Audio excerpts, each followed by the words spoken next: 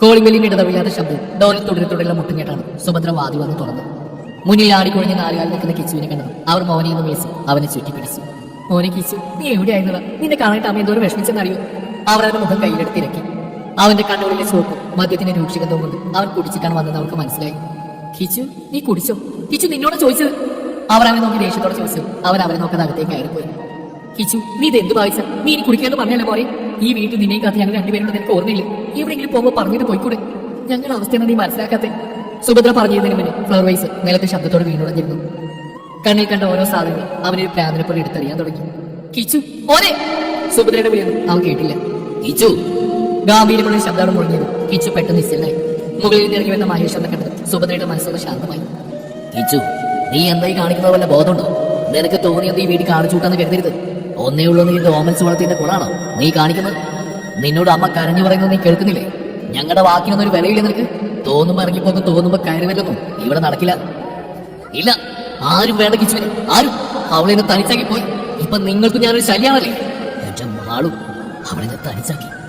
അത് പറയുമ്പോൾ അവന്റെ ശബ്ദം ഇടറിയിരുന്നു. പെട്ടെന്ന് അവന്റെ മുഖത്ത് വന്യ നിറഞ്ഞു. വീട്ടില്ല ഞാൻ അവരെ, എന്നെ തകർക്കാന്ന് അവനൊരിക്കൽ കരുതുന്ന കാശി. അവൻ എന്റെ മാളുവിനെ എന്നെയും തട്ടിയെടുത്ത് നീ ആഘോഷിക്കുന്നുണ്ടാവും. എന്റെ മേൽ വിജയം കൈവരിച്ചതിന്റെ ആഘോഷം. പക്ഷേ അത് കുറച്ചു നാൾ മാത്രം നീണ്ടു നിൽക്കുന്ന ഒന്നാ.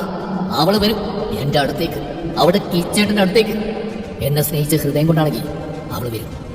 കണ്ണിൽ നിന്നുള്ളിൽ കണ്ണുകൾ അവൻ വാശിയിൽ തട്ടിത്തെറിപ്പിച്ചു. അവന്റെ അവസ്ഥ കണ്ട് ആ അമ്മയുടെ അച്ഛനെയും മനസ്സ് നേറി. നിങ്ങൾക്കറിയാമോ ഞാൻ എവിടെയായിരുന്നു? അവൻ ആ ഡെവിൾ എന്നെ പൂട്ടിയിട്ടിരിക്കുന്ന ഒരിടത്ത്. അവളുടെ കല്യാണം നടന്നു കഴിഞ്ഞപ്പോഴാ അവൻ എന്നെ തുറന്നു വിട്ടത്. രക്ഷപ്പെടാൻ ഞാൻ ആവുന്നു നോക്കിയതാ. പക്ഷെ അവിടെ എത്തിയപ്പോഴേക്കെല്ലാം കഴിഞ്ഞിരുന്നു. എന്റെ മാളും അവന്റെ പേരിലുള്ള താലിയാണ് നിൽക്കുന്നത് എനിക്ക് കാണേണ്ടി വന്നു. അപ്പോഴേക്കെന്റെ ചങ്ക് പടഞ്ഞത് ആരും കണ്ടില്ല, ആർക്കും അറിയണ്ട. എന്റെ സങ്കടം തകർക്കും ഞാനവരെ. ഇനി എന്റെ ലക്ഷ്യം അതാണ്.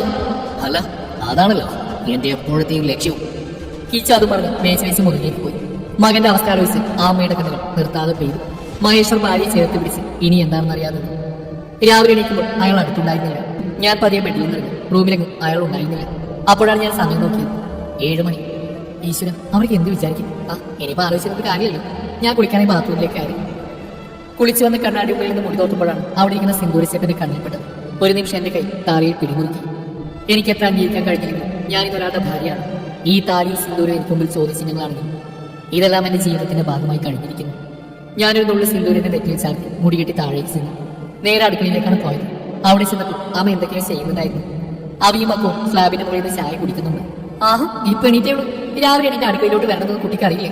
അവി അപ്പോഴേക്ക് അമ്മയുടെ ചെവിയിൽ പിടിച്ചിരുന്നു. അല്ല, ആരീ പറയുന്നത്? 12 മണിയായാലും എണീക്കാത്തവളോ? പിന്നെന്താ കുരുത്തക്കേട് ഒപ്പിക്കാനാ 2 കൂടെ രാവിലെ തന്നെ എണീറ്റ് വന്നിരിക്കുന്നു. അമ്മയുടെ ചെവിയിൽ നിന്ന് പിടിവിടാതെ പറഞ്ഞു. അയ്യോ വീട് ഞങ്ങൾ നേരത്തെ പറ്റിക്കാൻ നോക്കിയാൽ അതിന് സമ്മതിക്കില്ല അല്ലേ? മോള് ഇവിടെ പറയുന്നത് കേൾക്കണ്ട. മോള് വീട്ടിൽ എപ്പോഴാണ് എണീക്കുന്നത്? ഇവിടെ അപ്പൊ തന്നെ എണീറ്റാൽ മതി. ഞാനൊന്നും മിണ്ടിയില്ല. അപ്പൊ സോറി നേരത്തെ ഒന്ന് പേടിക്കാനായിട്ട് ഞങ്ങളുടെ പ്ലാൻ മൊത്തം ഈ അമ്മ കൊളാക്കി. ഇപ്പൊ ഞങ്ങൾ പോകുന്നു. അത് പറഞ്ഞ് 2 കൂടെ പുറത്തോട്ട് ഓടി. ഇങ്ങനെ 2 എണ്ണം. അമ്മ അവർ പോയ വഴി നോക്കി പറഞ്ഞു. ഞാൻ അമ്മയെ ഓരോ സഹായിക്കാൻ തുടങ്ങി. മോൾ അതൊക്കെ അവിടെ വെച്ചേക്കും. ഇതെല്ലാം എനിക്ക് ചെയ്യാവുന്നല്ലേ ഉള്ളൂ. മോളതാ ഈ ചായ ഒന്ന് കൊടുത്തിരും. എന്നിട്ട് 2 പേരും അമ്പലത്തിൽ മോൾ റെഡിയാവാൻ നോക്ക്. അമ്മ എന്റെ കയ്യിലേക്ക് ഒരു ഗ്ലാസ് ചായ വെച്ച് തന്നു. അല്ല, അയാളുടെ റൂമിലല്ലോ. ഞാനിത് എവിടെ കൊണ്ടു കൊടുക്കും? ഞാൻ അത് ആലോചിച്ചുകൊണ്ടിരുന്നപ്പോഴാണ് അമ്മ പറയുന്നത്. അവൻ ബാൽക്കണിയിൽ ഉണ്ടാവും മോളെ. രാവിലെ എണീറ്റ് അവിടെ കസത്ത് പറയുന്നതാണ്. മോൾ അങ്ങോട്ട് ചെയ്യും. ഞാൻ അമ്മയെ നോക്കി ചിരിച്ചിട്ട് അതുമായി മുകളിലേക്ക് നടന്നു. ഞാനങ്ങോട്ട് ചെന്നപ്പോൾ അയാൾ ബാൽക്കണിയുടെ തുറന്ന് പുറത്തേക്ക് വന്നു. അല്ല ആരും എന്താണ് എനിക്ക് ചായ കൊണ്ട് വന്ന്? അത് അമ്മ തരാൻ പറഞ്ഞ. അതെനിക്കറിയാലോ. നിന്റെ കഴുത്തിൽ ഞാൻ താലി കെട്ടിയെങ്കിലും നിന്റെ മനസ്സറിയാൻ പന്ന മോനല്ലേ. പിന്നെ എങ്ങനെയാടി നീ എനിക്ക് ചായ കൊണ്ടിരുന്നു? അവരൊരു പുച്ഛത്തോടെ പറഞ്ഞുകൊണ്ട് എന്റെ കയ്യിൽ നിന്ന് ചായ വാങ്ങി. ഞാനൊന്നും പറയാൻ പോയില്ല. എനിക്ക് ഇയാളോട് സംസാരിക്കുന്നതിന് താല്പര്യമില്ല. അമ്മ പറഞ്ഞനുസരിച്ച് ഞങ്ങൾ റെഡിയാകുമ്പോഴത്തേക്ക് അയാളുടെ ബൈക്കിലാണ് പോകുന്നത്. കഴിവതും അയാളിൽ നിന്ന് അകന്നാണിരുന്നു. അമ്പലത്തിൽ ചെന്നും ആരൊക്കെ അയാളോട് വന്ന് സംസാരിക്കുന്നതാണ്. ഞങ്ങൾ ക്ഷേത്രത്തിലേക്ക് കയറി. ഭഗവാൻ മുമ്പിൽ നിൽക്കുമ്പോൾ മനസ്സായ ശൂന്യമായിരുന്നു. ഒന്നും പ്രാർത്ഥിക്കാൻ തോന്നിയില്ല. ആഗ്രഹിച്ചെല്ലാം നഷ്ടമായി. ഇനി എന്തിനു വേണ്ടി പ്രാർത്ഥിക്കണം? വെറുതെ കണ്ണടച്ച് കൈകൂപ്പി നിന്നു. ക്ഷേത്രത്തിന് പുറത്തേക്ക് ഇറങ്ങാൻ നേരം അയാൾ എന്റെ കൈ പിടിച്ചുകൊണ്ട് നടന്നു. ആളുകൾ നിൽക്കുന്നതിന് കൈ പിൻവലിക്കാൻ കഴിഞ്ഞില്ല. അയാൾ എന്തിനാണ് ഇങ്ങനെ ഓരോ സമയത്തും പല രീതിയിൽ പെരുമാറുന്നത് എനിക്ക് മനസ്സിലായില്ല. അല്ലെങ്കിൽ തന്നെ എനിക്ക് എന്താണ് അറിയാവുന്നത്? ആർക്കൊക്കെ വേണ്ടി ഒരു പാവയായി നിന്നു കൊടുക്കുന്നു. ആരെന്നോ ഏതെന്നോ അറിയാത്ത ഒരാൾക്ക് മുമ്പിൽ തലമുനിക്കേണ്ടി വന്നു. ഇയാൾക്ക് ചെന്ന് തമ്മിലുള്ള ബന്ധം എന്ത്? ഇയാൾ എന്തിനാണ് ഞങ്ങളുടെ ഇടയിലേക്ക് കടന്നുകൊണ്ട്? എന്റെ മനസ്സിൽ കുറെ ചോദ്യങ്ങൾ മാത്രമാണുള്ളത്. ഉത്തരമറിയാത്ത കുറേയേറെ ചോദ്യങ്ങൾ. ഇതിനെല്ലാമുള്ള ഉത്തരം കിച്ചേട്ടും ഇയാൾ തമ്മിൽ എന്ത് ബന്ധം എന്നതിലാണ്. ഞാൻ ഓരോ ചിന്തിച്ചുകൊണ്ട് നടക്കുന്നതിലാണ് അയാളുടെ അലർച്ച കേട്ടത്. ഏയ്, എന്താ ആലോചിച്ചുകൊണ്ട് നടക്കുക, ഇങ്ങോട്ട് കേറ്. അയാൾ ബൈക്കിൽ കയറി ഇരുന്ന് കഴിഞ്ഞിരുന്നു. ഞാൻ പെട്ടെന്ന് ബൈക്കിന്റെ പുറകിലേക്ക് കയറി. അയാളുടെ ഒടുക്കുന്ന സ്പീഡ് കാരണം ഞങ്ങൾ വേഗം തന്നെ വീട് തിരിച്ചെത്തി. ഞങ്ങൾ അകത്തേക്ക് കയറിയപ്പോൾ തന്നെ അകത്തുനിന്ന് നല്ല ബഹളം കേൾക്കുന്നുണ്ടായിരുന്നു. നീ നിന്നോട് മര്യാദ വിൽക്കാൻ പറ, എന്റെ ഫോൺ നാടി. അക്കു, ഇല്ല തരില്ല, ആരടി ആകില്ല, ആ പറയാൻ തരില്ല. ഡി നാടി അമ്മേ. രണ്ടും കൂടെ ബഹളം വെച്ച് ഡൈനിങ് ടേബിൾ വെച്ച് ഓടുവാണ്. അക്കു, എന്തൊരു ബഹള ഇത്, ഇതുവരെ നിങ്ങളുടെ കുട്ടിക്കായി മാറിയില്ലേ? കാശ് വെച്ചെടുത്ത് രണ്ടും കൂടെ പേടിച്ച് മാറിയിരുന്നു. അവരെ കണ്ടപ്പോൾ എനിക്ക് പാവം തോന്നി. ഇങ്ങനെ എപ്പോഴും ദേഷ്യം മാത്രമേ ഉള്ളൂ. അമ്മ വന്നപ്പോഴേക്കും ഞങ്ങൾ കഴിക്കാൻ പിടിച്ചിരുത്തി. അങ്ങനെ അവിടെ ഇരുന്നു രണ്ടുപേരും മുകളിലോട്ട് കയറിപ്പോയി. പിന്നെ കുറച്ചു നേരം അമ്മയോട് സംസാരിച്ചതിന് ശേഷം ഞാൻ അവരുടെ മുകളിലേക്ക് ചെന്നു. എന്നെ കണ്ടത് അവൾ അടുത്തേക്ക് വന്നു. ഞാൻ അവളുമായി കുറെ നേരം സംസാരിച്ചു. ഇടയ്ക്ക് അക്കു ഞങ്ങളുടെ കൂടെ കൂടി. രണ്ടും കൂടെ ഓരോന്ന് പറഞ്ഞു എന്നെ ഒരു വഴിക്കാക്കി. കൂടെ ഒരു കാര്യം കൂടെ എനിക്ക് മനസ്സിലായി. അവർക്ക് ആകെ പേടി അവരുടെ കാശേട്ടനെയാണ്. ഇവരെ കാണുമ്പോൾ എനിക്ക് നാസിയുടെ ഓർമ്മ വരുന്നുണ്ടായിരുന്നു.